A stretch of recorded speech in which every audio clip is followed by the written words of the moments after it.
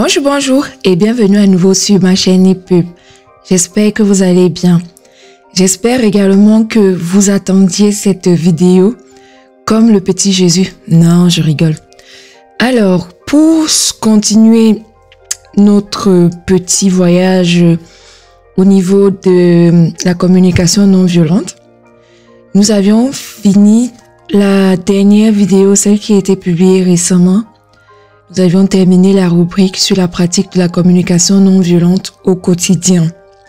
Avant de poursuivre dans la lecture et l'interprétation, laissez-moi vous rappeler que je me suis inspirée du livre de Anne-Laure Boselli intitulé « Les 50 règles d'or de la communication non violente ». Ce livre est très riche. Ce livre m'a beaucoup apporté. C'est pour cela que je vous recommande d'aller dans la description de cette vidéo.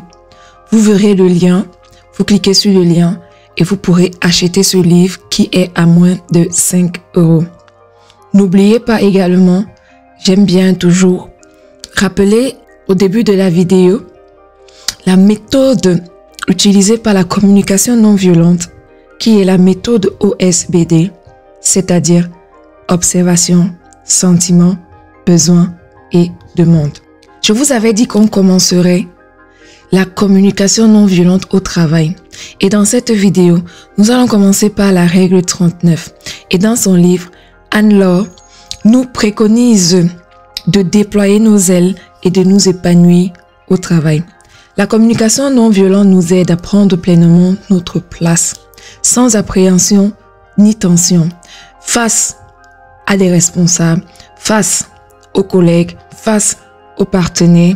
L'idée ici, c'est vraiment de trouver le lien entre la vie professionnelle et la vie personnelle. Vous savez, aller au travail, ce n'est pas simplement se faire de l'argent, mais comme on passe la plupart du temps au travail, par exemple 5 jours par semaine, on passe vraiment la majorité de notre temps au travail. Et ça, quand je parle de temps, je ne parle pas seulement de temps de la semaine, mais je parle de temps de notre vie également. Ça veut dire que il faut vraiment trouver le moyen de s'épanouir au travail. Pas s'épanouir simplement en réalisant les actions qu'on nous confie, mais s'épanouir également avec nos collègues. Trouver le moyen d'instaurer une très bonne atmosphère. Trouver le moyen d'instaurer une très bonne atmosphère, de trouver les blagues qui ne sont pas choquantes, les blagues qui vont vous faire rire, les blagues qui vont vous détendre. Trouvez vraiment les personnes avec qui vous pourrez vous échapper lorsque vous serez stressé, lorsque vous ne trouverez pas les solutions à certainement les problèmes de vos projets. Donc c'est très très important. Cependant, la communication non violente permet de venir régler certains problèmes qui sont dus aux croyances. Les croyances qui tournent dans la tête de certaines personnes. Ces croyances peuvent avoir un lien avec la religion, avec l'ethnie, avec le langage. Par exemple, vous avez des personnes qui parlent très bien l'anglais et d'autres qui n'en parlent pas. Ça peut mettre des freins. Ceci, il faut vraiment apprendre pour pouvoir briser et la glace, pour pouvoir éliminer les barrières que vous pouvez vous mettre avec les autres.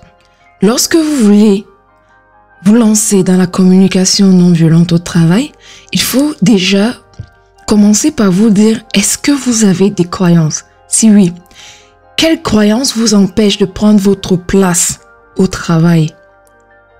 Quelle émotion vous ressentez lorsque vous essayez de vous fier à ces croyances et que ces croyances finissent par pourrir votre relation? Par exemple, c'est bête ce que je vais dire, mais il y a des personnes qui ne se sentent pas en fait à l'aise à manger avec les subordonnés. Par exemple, un chef va se sentir mal à l'aise de manger avec d'autres personnes qui n'ont pas le même rang. Je prends dans le cadre du médical, par exemple, un docteur se verra vraiment pas à sa place lorsqu'il ira sur la table des infirmières ou des aides-soignantes ou des sages-femmes. Ça, c'est des barrières qu'il faut briser. Ça, c'est vraiment des mentalités qu'il faut oublier parce que nous sommes des êtres humains et nous sommes des personnes très riches. Il faut arrêter de croire que parce qu'on a un certain rang social, on ne peut pas se mélanger avec les autres. Lorsque vous avez des croyances, quelle peur, quelle appréhension, quelle crainte est à la source de certaines émotions? Est-ce que lorsque vous êtes en entreprise, vous restez dans votre coin parce que vous craignez d'être rejeté, vous craignez d'être humilié, vous craignez d'être abandonné, vous craignez d'être trahi? Il faut vous poser cette question pour pouvoir sauter le cap. Voilà ce que je voulais vous dire. Quand je dis sauter, ce n'est pas vraiment sauter, mais c'est vraiment aller au-delà de ce qui vous fait peur, aller au-delà de ce qui vous isole des autres et ce qui vous fait penser que les autres complotent contre vous, les autres sont contre vous, les autres sont en train de dire des choses, de tourner des histoires, des films. Non, il faut arrêter de se faire des films dans la tête. Donc, il est très important de trouver sa place au travail, mais surtout de s'épanouir au travail. Bien-être et performance au travail sont compatibles. Manager, c'est vrai qu'on peut l'apprendre au travail. Ça veut dire que lorsqu'on vous donne un poste de management, on vous fait des formations généralement pour vraiment vous mettre dans la peau ce qu'il faut respecter parce que généralement en entreprise, on ne va pas prendre des décisions n'importe comment parce que il faut prendre en compte le fait que les RH, les responsables humains, peuvent nous tomber dessus si on n'a peut-être pas pris en compte, si on n'a pas pris en compte, voilà ce que je voulais dire, certains aspects sociaux. Donc, il est très important avant de juger, c'est pas vraiment le mot que je veux employer, avant de prendre des décisions qui vont vraiment avoir un impact non seulement professionnel, mais aussi personnel sur un de ses collaborateurs. La communication non violente permet une amélioration des relations, une communication plus apaisée et un management plus personnalisé. Si je m'arrête sur le dernier point, management plus personnalisé, ça veut dire que lorsque vous aurez par exemple un entretien annuel d'un de vos collaborateurs, vous n'allez pas vous laisser influencer par le fait, par exemple, que vous entendez mieux avec cette personne. Vous allez laisser passer certaines réactions, certains manquements de cette personne. Et à l'inverse, si une personne est très performante au niveau professionnel et que vous vous attardez sur les on-dit, sur ce que la personne a fait, mais que vous n'avez pas eu le temps de vérifier, alors vous risquez de l'évaluer sévèrement et ça n'aura pas un sens parce que vous ne vous serez pas basé sur les faits. Si vous vous souvenez, je vous avais dit attention à ne pas interpréter, à ne pas juger et surtout de se baser sur les faits parce que les faits sont objectifs, ils sont indiscutables, établis et avérés. Donc avant de prendre une décision, rassurez-vous que vous avez tous les éléments en main parce que vous aurez la conscience tranquille que vous avez pris la bonne décision. Dans la règle 41, Anne-Laure l'a définit ainsi: apprenez à dire non. Non à ta demande, oui à nos besoins. Il y a des personnes qui ont peur parfois de dire non parce qu'ils ont peur des représailles. Vous avez, par exemple, là j'ai aussi expliqué un manager, par exemple, qui a l'habitude de prendre du café avec un de ses collaborateurs. Il a 5 collaborateurs, mais il prend plus le café avec un. Parfois même, il se retrouve le samedi, le dimanche à aller faire des courses ensemble ou alors à regarder un match ensemble. Ceci peut influencer son jugement. Et si le collaborateur est un manipulateur, il peut se baser sur ses faits ou alors sur la relation particulière qu'il a avec le manager pour profiter. Donc, il faut faire attention de ces profiteurs. Et avant de dire non, il faut d'abord identifier la demande. Regardez si la demande, elle a été bien définie, bien énoncée. Si vous n'arrivez pas à comprendre, reformuler. C'est toujours très important de reformuler pour pouvoir connaître si les intentions du demandeur, si je peux dire ça comme ça, sont claires et s'il n'y a pas de mauvaises intentions. Donc pour cette règle 41, je ne vais pas vous lire tout ce qu'elle a écrit dans son livre. Ainsi, vous pourrez l'acheter et vous pourrez avoir les détails. On passe rapidement donc à la règle 42 qui nous demande de gérer les conflits avec la communication non violente au travail. Comment faire? Ne laissez aucune relation s'envenimer.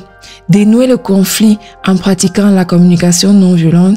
Dérouler la méthode observation, sentiment, besoin et demande. Et si jamais vous voyez que vous n'arrivez vraiment pas à gérer le conflit, demandez de l'aide. Comme je disais encore, quand vous êtes au travail, vous avez la possibilité d'accéder à beaucoup de formations. Donc, rapprochez-vous de votre RH et demandez de l'aide. Demander de l'aide n'est pas signe de faiblesse. Il y a certaines personnes qui vont se dire non, si je pars, ça va s'ébruiter. Non.